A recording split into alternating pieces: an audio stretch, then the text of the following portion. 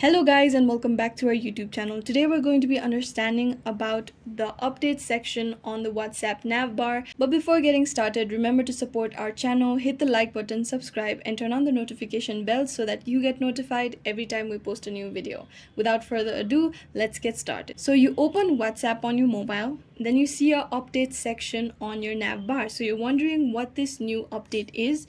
You tap on it, then you can see that there are two sections under this updates section, that is status and channels. You can add your status on your WhatsApp, and channels allows you to find different channels that you would like to add, maybe of celebrities, your favorite football clubs, news channels, etc. However, if you think that you do not require this section, then the only way to get rid of this section is to downgrade your current WhatsApp version. So to view the current version you have, what you do is you tap on the three dotted icon that appears on the top right corner of your screen, go to settings, scroll down until you see help, tap on it and then tap on app info. Here you can see the version of the WhatsApp that you have installed on your mobile. So to install an older version so that you do not get the update sector, what you do is you go to your Google Chrome or your preferred browser, then search up WhatsApp older version and then download an older version that isn't the same version as this WhatsApp that you have installed on your mobile. However, if you want your WhatsApp to be updated to the latest version, it is not possible for you to remove this update section because it is an official update from WhatsApp themselves. I hope this video was useful. If you have any questions, let us know in the comments down below,